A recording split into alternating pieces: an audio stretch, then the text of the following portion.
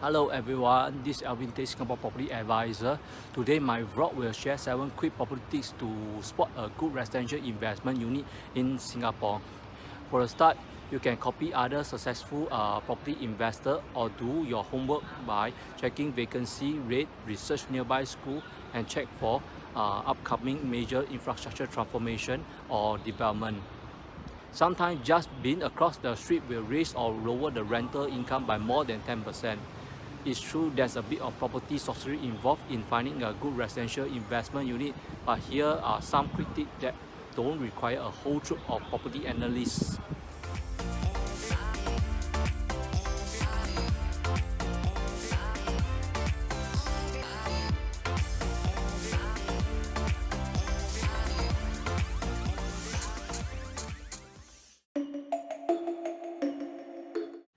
Number 1.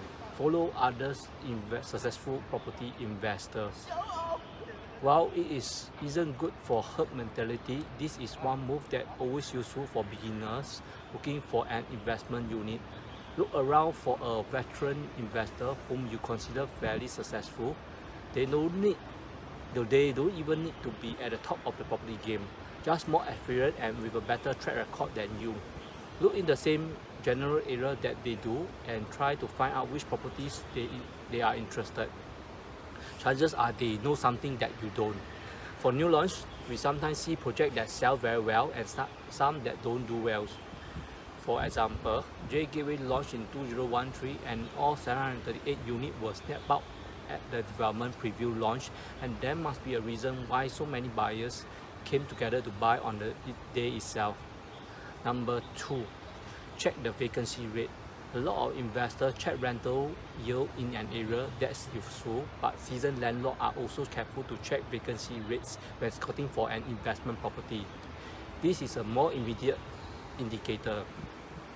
For example, if there are high vacancy rate in one area, it can be a good clue that things might not be as good, despite the usual high rental income associated with the area.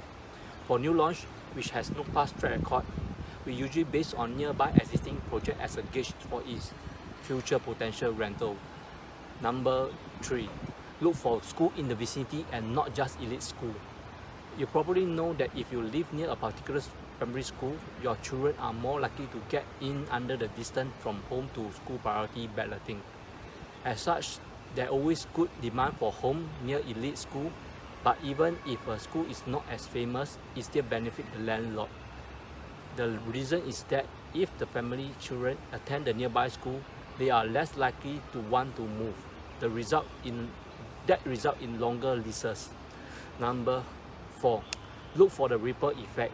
When one particular neighborhood upgrades and the prices rise, there is often a ripple effect in surrounding areas. If you can move early and buy before the ripple hit, you could see some nice gain.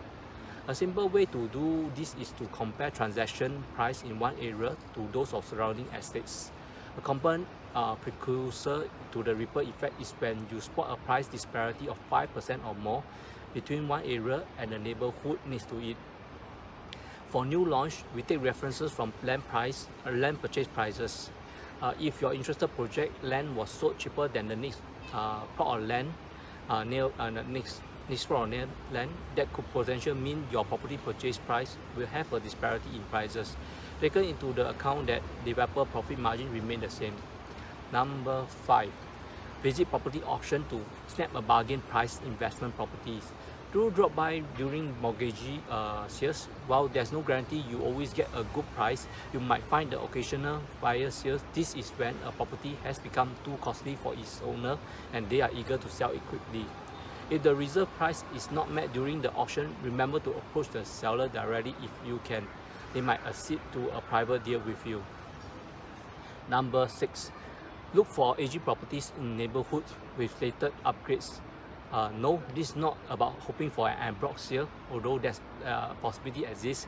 It's about rental yield. Remember, tenants don't really care about how many years are left on the lease. All they care about is convenience and comfort. That means that an older property, if it's in the right location, could generate the same rental income as comparable newer properties. Given that its price is lower due to age, you could effectively have a higher rental yield. But you need to ensure that the price of maintenance or restoration isn't too high. Also, you must be sure of its rentability, as it's not easy to sell a property with an expiring lease. And lastly, number 7, look for major infrastructure development. Prominent examples of this include the high-speed rail (HSR) in the Jurong, the Johor Bahru Singapore Rapid Transit System in Woodlands. Lesser examples are the emergence of new MRT station or road. In general, property prices in Singapore are closely tied to the government infrastructure initiative. Key things to look for are the development of business hubs such as tech park and offices. This raises employment in the area, aiding both rental prospect and home value. Major park and recreation zone, factors that elevate traffic and noise such as car-like destination, which will appeal to residents and tenants.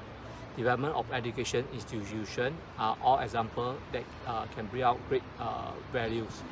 An easier approach is to look for estate with lots of major upgrading, especially in reference to Singapore Master Plan. For example, second CBD of Greater Southern Waterfront Mega Transformation. There's a good trend that surrounding area will benefit in the following years or two. If you have intention to enter to the property market, you are welcome to contact me to arrange for a detailed financial assessment and to discuss what are the options possible for you. Thank you.